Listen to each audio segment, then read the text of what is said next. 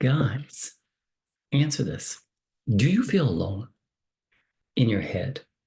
Do you basically, in your 24 hours a day, yes, you get up, you get dressed, you go to work, yeah, you meet colleagues, but you're very polite with everybody, but you never divulge anything that you're thinking. You don't say what you really think. You don't take that risk. No way. I'm not telling anybody what I really think. Well, I'm talking to you guys. I'm talking to you because I was that person. And so I can ask you a question. Did you feel alone? Like no one truly understands me? Like I'm scared to voice my opinion because perhaps people are going to judge me?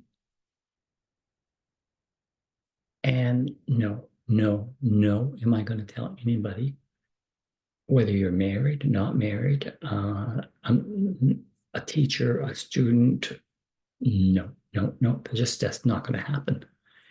Well, I'm saying I was that person and something has to change. I'm trying to help you add value, okay? Because now here's the story to show you. I was I was married 30 years, but even before that, even when I was a teenager, growing up, I kept everything between these 2 years. I observed a lot. But I know I let nobody into my world. And I got married and I did the same thing. I had learned to do that when I was younger and I was having difficulty with my father. I didn't talk to my brothers about this. No way. And risk them bullying me. No, wouldn't do that. I kept it all between these 2 years again because of fear.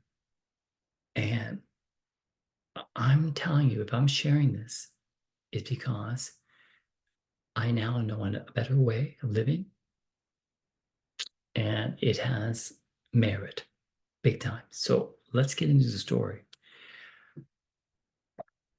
When I was the earliest child, the earliest I remember is at 4 years old. I was getting in the car, and there were two kids still that were younger than me, and I was the last kid that was accepted to go on a trip. So I remember I was happy. That's my earliest memory. But most of my childhood, I was the peace goer. I had to make everybody get along. I was given that role. I didn't want it, but I was given that role. So I learned quickly, conform if you want to survive. And, and to the point where if you want to be loved, conform. So as a young adult, again, problems, if everybody's having fun and okay, I'll have fun with them. But what's going on in your head? I'll say something, but never will I talk about the real issues, the real phantoms in my head. And this carried on to my marriage. I so especially at the end, it got worse and worse and worse.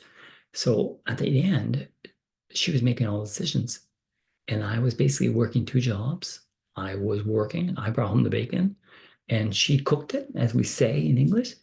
But what I'm trying to say is that I basically followed orders.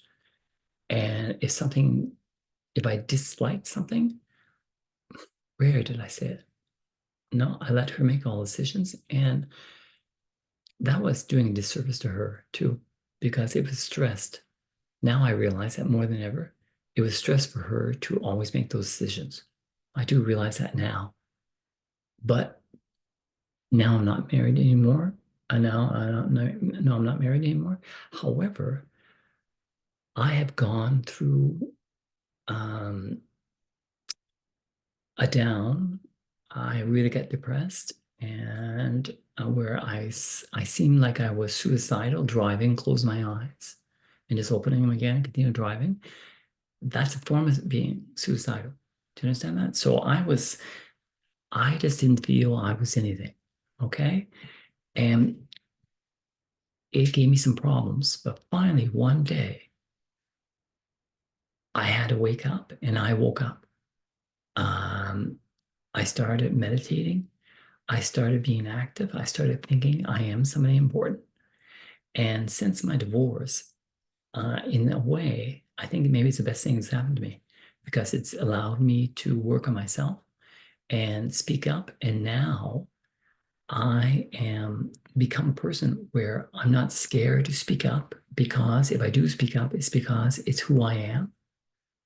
And I'm not scared to say what I think. If somebody is not scared to tell me something in front of me, even though I think it's ludicrous, but he's not scared to tell me, I realize I'm not scared to tell him what I think. And I know my colleagues at work, they all think, oh my God, Pat, you had guts to say that. And I don't think anymore I have guts.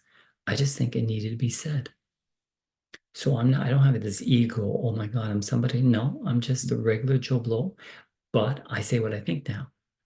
And I've realized, oh my God, people are now looking up to me for saying being that way. So what I'm saying to you right now is my story. Uh, I needed to go through a divorce to actually change. And that doesn't need to be you. Do you understand? That does not need to be you. My father had to lose, he had to go bankrupt for him to stop drinking. That didn't need to be you to stop drinking. And it doesn't need to be you to change, to wake up and start voicing what you want, making decisions what you want, and start giving that power to everybody else. Start saying no when you want to say no. And if they're not happy, know in their fact, just know for the fact that you're going to get some people who are not happy. But they would be equally not happy if you asked them to say something, do something, and they didn't want to, and they said no, or they said yes, they would be frustrated. They said yes. So they should have empathy for you. But maybe they're angry because you have the guts to say no and they don't have that. Do you get that? So realize that and start slow. Maybe this week, start saying no 3 times and just say, no, I can't. Say it politely, no, I can't. Or if they're looking for people to work on Saturday and you're like, no, on this Saturday, I'm dead tired, just don't raise your hand. And if they ask you point blank, say, no, this Saturday is not good. But thank you, though. But be very at ease at saying no. And if you're in a couple, let's open up that brain and start. No, listen, the way you talk to me, it had merit what you had to say, but I didn't like the attitude that came with it. I found it was demeaning. Oh, see, you're not saying it in a mad way, but you are saying what it is. It is what it is. Let's discuss it. And your partner is going to fall more in love with you because now you have a personality that is interesting. Does that make sense? I'm just trying to make you realize that the sooner you wake up and you don't become you're not automatic anymore. You start putting thought and you're starting to put thought in everything you do. Yes, but this video is dealing with something else. Opening up that brain of yours, and if you're annoyed by something and it concerns you, say something. If you're annoyed by something and it concerns somebody else and you feel they can't talk, well, then maybe say something there too. But be at ease to speak up. Be at ease to say no because you're somebody. And maybe the first thing you need to do is, as I did, realizing that I was important in life. Even though people didn't treat me like important, I decided one day I am important. And so I started taking care of myself. I started getting more organized because I'm important. I started wearing more clothes that clothes that I wanted to, my style, not, oh, you should wear these. No, I'm going to wear what I want, but I'm going to wear because I am a teacher. So I got to logically dress like I should be dressing, but it's my choice. Okay. It's, it's that kind of attitude. Okay. Stop feeling imprisoned by your thoughts, and you don't talk to anybody. So you feel alone, and you think that's the only suggestion, that's the only way. I'm saying I was like that, and I've changed, and I am at peace more than ever. So why can't you? And you don't need a marriage to stop to do it. You can just one day, today, start with a small change for this week and let it be sustainable that you're doing it all this week, and then add to it. Okay, so hopefully you're taking value out of this. Now it's time for the call to action, CTA, the call to action.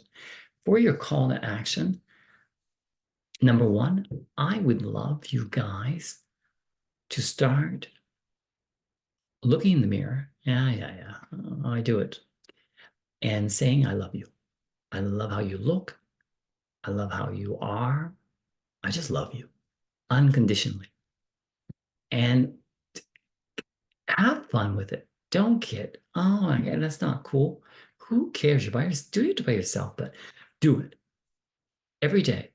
And if it feels uncomfortable, that is a red flag that you need to do it. Do you get that?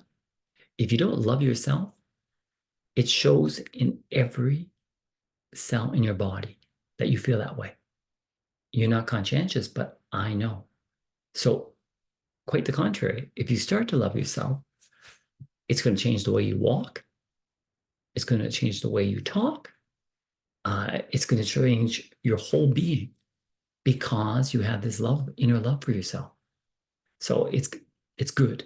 It's really good. So number one is you're going to give yourself lots of love. Okay.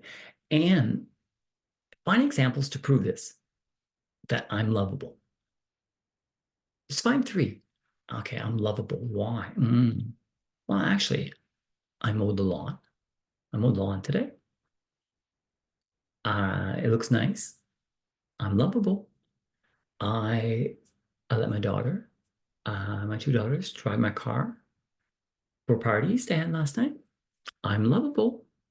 And I made supper tonight for everybody. I'm lovable. You don't have to share this to anybody. Do you understand? But share it with yourself, and share that. You don't have to share that with everybody. You can be still very secretive about being in love with yourself. Do you get that? That's not bad. I still do that. But what I'm not secretive is when I feel somebody has hurt me, somebody has talked to me with impatience, I will speak up. I will just name it and say, it hurt me. I don't like that. Why are you doing that with that tone? And it's a game changer. It's a game changer. People they will start to see you differently. And with that will come a different attitude. So, and number two, uh, actually, before I get to number two, this giving love to yourself and also finding examples where you do give love, do it mindfully. Don't just do it. Patrick said do it, so that I did it. No, do it like mindful. Don't share with anybody. Only you need to know. And when you say I am lovable, I love myself, do it with breathe in deeply, hold it, and then breathe out slowly. And say that. So make it visceral, make it a whole body experience, but I love myself.